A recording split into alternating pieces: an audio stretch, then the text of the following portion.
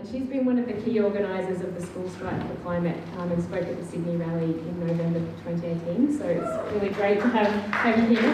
And she's also a founding student council member of Climate Leaders, so she'll talk to you about that. I won't take that from you. So thank you.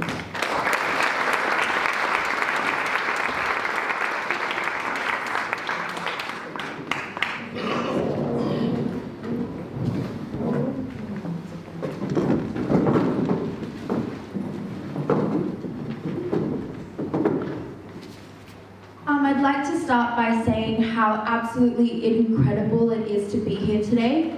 I have found that my heart has been warmed by the passion that I've seen. I've found that I felt invigorated by the new ideas, by the energy that everyone has brought today.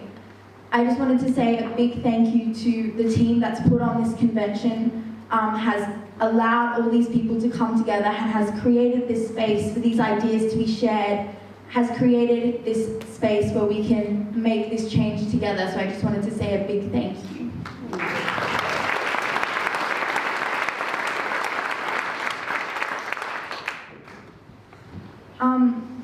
So my name is Manjot. I'm 17 years old and I come from the town of Mudgee, New South Wales. It's actually quite similar to the place we are in right now. I was looking at the hills as I was driving down and I was like, I could be at home, so I feel very, very safe here. And so thank you for welcoming me into your community. Mudgee is also a mining community, and that's something that has been a big part of my life growing up. That's been a big part of the culture of the community that I've grown up in, and for a long time I never questioned that. But I'm also of Indian background, and every year I would go back with my family to visit my parents' villages in northern India. Every year I would see that the local river had become incredibly polluted and toxic as a result of fossil fuel industries. Every year that I would see that extreme weather in the south was ravaging my places where my family was. And for a long time I thought this was normal. In Australia we see this extreme weather every day as well. We see bushfires, we see droughts, we see heat waves. And it wasn't until I started to learn and hear about climate change that I realized so much of what I'd been experiencing perhaps didn't have to be that extreme, perhaps didn't have to be that bad. And I started to realize that there was a way that everything, so many things in life were actually tied back to this one root cause, that climate change impacted so many different sectors of our life that we don't even think about, that it impacted health, that it impacted everyday lifestyles, and that especially it impacted people in developing nations. It impacted people that we couldn't see, and it had impacts that we weren't able to engage with. And because of that, I started to feel a deep responsibility to make a difference. I knew that I was privileged. I knew that I had a lot of leisure time, and I knew that I had a responsibility to other people, to other young people, and especially to people in developing nations to stand up and fight climate change, not just for myself, not just for my future, but the future of the future of everyone on this planet. And then I started to question, why doesn't everyone else feel this responsibility? Why don't my political leaders feel this responsibility? I began to volunteer for the Australian Youth Climate Coalition. I built my skills around campaigning, and from there I went on to plan the Sydney school strike with some other students in November last year. And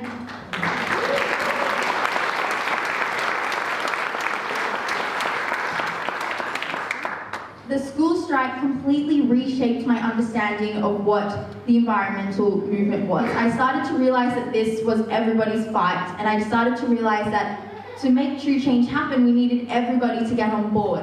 And that's what we saw in November, and that's what we saw again on March 15th. I saw ordinary people, I saw everyday working class children, men, women, all coming together to unite under this one larger cause, because ultimately it affects everything else. And that was one of the biggest shifts in thinking that I've seen, that realizing this wasn't just an environmental crisis, this was a humanitarian crisis, and this was something that we could not avoid. The other students that I've met through the school strike have one key thing that differentiates them from most adult activists, that differentiates them from politicians who claim to care about our environment. And that is, young people see the world much more clearly. They see it perhaps much more basically, but they see it black and white, and that they see at the end of the day, it's the people who matter. And they are able to see that it's not about the politics, it's not about the economics. At the end of the day, it's about the lives. And that's why the school strike has been so successful, because I think children have been able to say what's actually important. They've been able to say, we need to care about our future, we need to care about the real human people who are at the end of the day going to be affected by that. And that's the way our politicians need to think about this issue as well.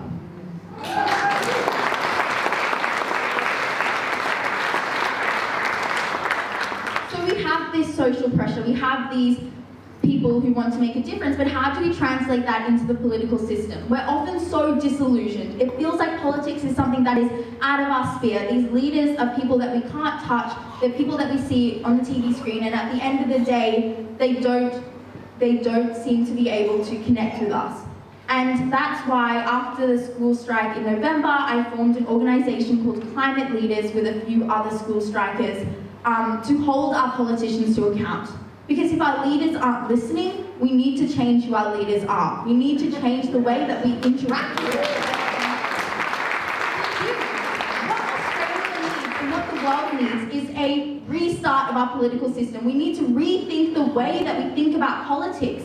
It needs to be about public service, and that's what these politicians are getting.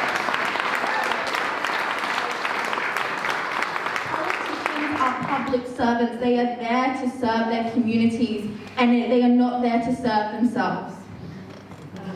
So I'm going to share a quick video about climate leaders and the vision that it represents, and that's a demand that I have for the world. I have a demand that climate change needs to be treated as an emergency. It needs to be treated as a crisis, like the World War, like the nuclear threat, like any other health crisis that we've seen. It needs to be the number one issue that everyone is thinking about. And the way that we need to make this happen is by reconnecting the way that we think and engage with politics. And I'll show you this quick video now. It's time that we start caring about our climate. Climate change is a huge issue that impacts Australia nationwide. I am fed up with politicians not giving a damn about climate change and how that affects my future. Our politicians aren't acting on climate change, and we need to replace them with leaders who will. We need climate leaders who will represent us. We are young Australians who are 15 years old, 16 years old, 17 years old. I'm 18 years old, from rural New South Wales, From Toorak. From Sydney. from Melbourne, from Perth. and every corner of Australia. We may be too young to vote or run right now. So we need climate leaders who will represent us. We're going to actively recruit political candidates that will be climate leaders. If you care about climate, are connected to your community and have a vision for Australia, we need you to run for us. Nominate yourself or a friend through our website. We can't do this alone. Behind every successful candidate is a community. If you can help climate leaders run and win, if you've got campaign skills, or if you've never done anything political before, sign up to help. If you can't volunteer, consider donating to support our work. If everyone in Australia donated just $5, we would have enough money to support a climate leader in every electorate. Whether it's $5, $50, or $500, go to our website to invest in our future. We're young people from every corner of Australia working to recruit and support climate leaders in their campaigns for office.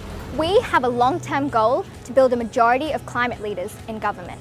To restore a healthy climate for our future, for all of us. Join us. Join us. Join us. Join us.